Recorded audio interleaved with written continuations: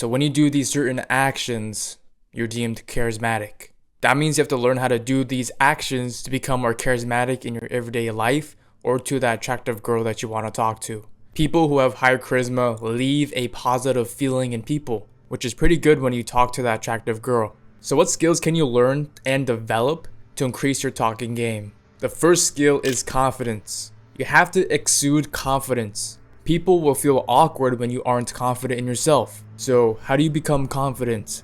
Honestly, it's a mental game. You have to believe in yourself that you can actually do the thing, or else you won't put enough effort into that thing. For example, when you're playing basketball and you're down 10 points, you might start to lose your confidence with being able to catch up. This means that you start to put less effort into your game. Lazy defense, less hustle, and overall, less intention. So, when you doubt your ability to catch up, you start to manifest that doubt. Of course, you won't automatically win the game when you don't have doubt, but you'll automatically lose the game when you start having doubt. That's why you have to be confident in yourself. Now, you might feel a little nervousness when you talk to that girl that you like, but that's completely normal. As long as you don't show your nervousness, you're good. So, how do you display confidence over nervousness? Have an open, relaxed body language and talk slowly.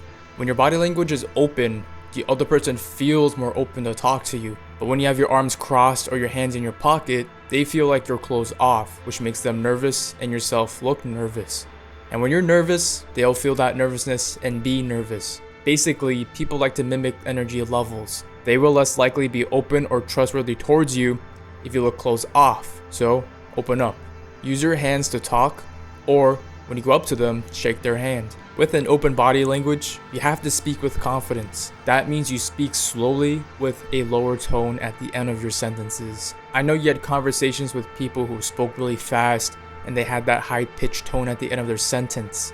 I've had that, and it made me and them look nervous. If you haven't had that experience, try it out with a friend. End your sentences with a high-pitched tone like this. That makes you look unconfident in yourself, and that just makes the other person nervous and uncomfortable. Another exercise is to practice the opposite. Speak with confidence. Speak with that lower tone at the end of your sentences. So then you get your point across and you're able to articulate your thoughts better. For example, you can do both at the same time. Say, hey, my name is Kensei. See, that sounds pretty bad. That sounds unconfident in yourself. But when you say, hey, my name is Kensei, that sounds more authoritative. That sounds more direct and confident. So practice speaking slowly. Practice that low tone at the end of your sentence. You'll start to sound and appear more confident. The next skill that you have to have is you have to be attentive. You have to listen during your conversation or that woman won't feel heard. While you talk, instead of saying yeah or okay, nod your head. It shows you that you understand what they're saying and it validates them to continue talking. You should also give them eye contact. Look at them in the eyes, determine what their eye color is.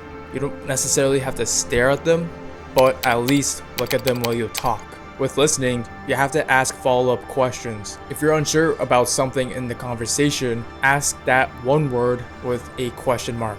For example, if they say, I love the way running shoes fit my feet, you respond with, running shoes? This technique makes you sound more engaged with the conversation because you ask the follow-up question. It also makes them expand more on the topic because it kind of sounds like you're judging them with running shoes and they don't want to say just yeah, they want to kind of explain themselves to why they want this running shoe or whatever topic or whatever thing that you picked out of the sentence. It's essential to get them to talk about themselves. The technique I talked about before helps a lot. You want the other person to talk about themselves a lot more than you talk about yourself, because when you talk about yourself a lot more than they do, you just sound egotistical. And honestly, people love talking about themselves, so when you get them to talk about themselves more than you, it's a win. That positive feeling gets associated to you, and when you make them feel good about talking about themselves, that positive feeling gets associated with you because that's how you made them feel. With asking questions, make sure they're open-ended. You can ask them why they chose this thing or why they get into this interest. You don't want yes or no questions because that just ends the sentence. That doesn't really add any value. The last thing you should do to be attentive is to not be distracted. Instead of checking your watch or your phone or having your notifications on, put all of your attention on them. Put your phone away in your pocket and put it on silence. People you talk to will feel more valued because you're giving them the time and attention. Showing interest and making the woman feel more valued is crucial for charisma.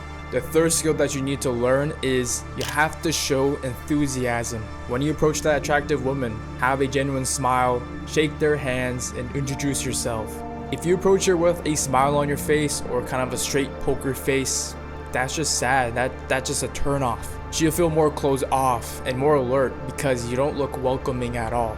Remember, energy is contagious. If you talk with enthusiasm and you have that small smile on your face, she'll feel more inclined to talk to you.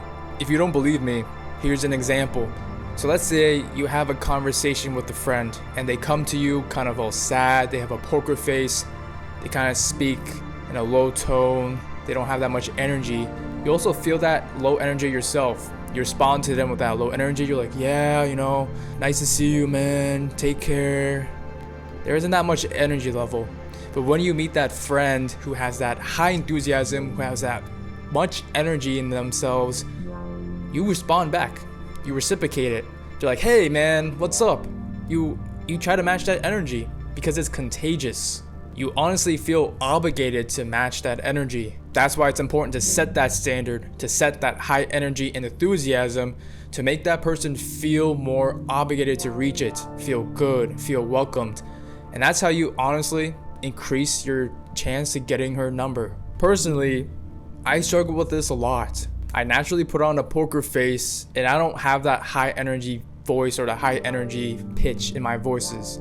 It's hard for me to show enthusiasm or put a smile on my face, but that's why we're here. We need to practice it. So if you're like me, practice enthusiasm and smiling. I know it's hard to do, but it's crucial to have a great first impression.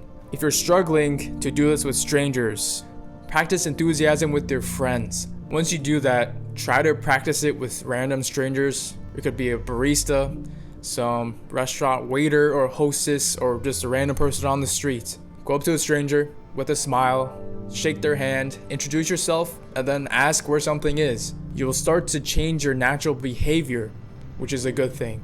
The fourth skill that you need to learn for charisma is you need to remember their name. So you walk up, you introduce yourselves. This is the crucial part.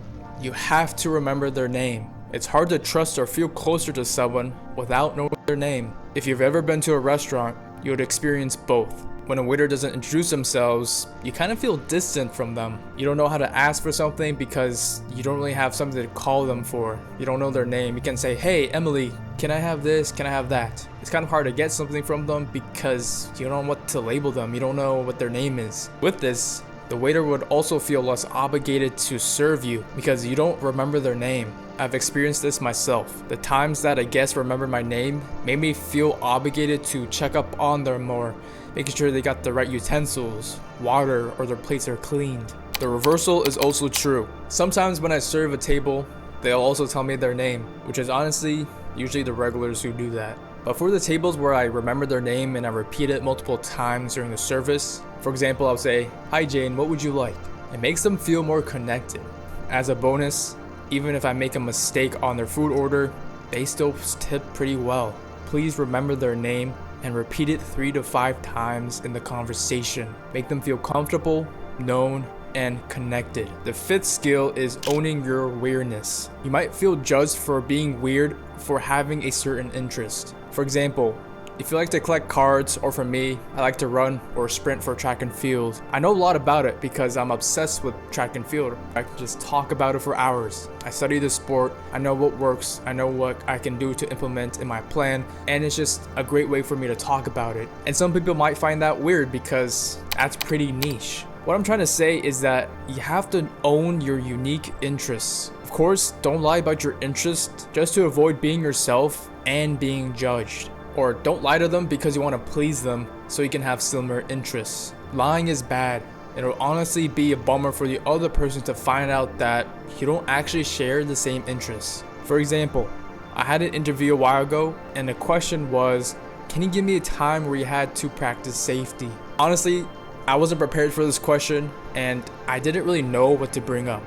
I could have just brought in a typical lab safety thing that I might have seen but didn't really remember. For my uniqueness and my weirdness, I remembered the small bartending rules I learned while working at the restaurant. So I said one time a waiter wanted something to drink. So they picked up a glass cup, they put it into the ice chamber or the ice box, whatever you want to call it, to get them ice to cool the drink, and then they poured their drink.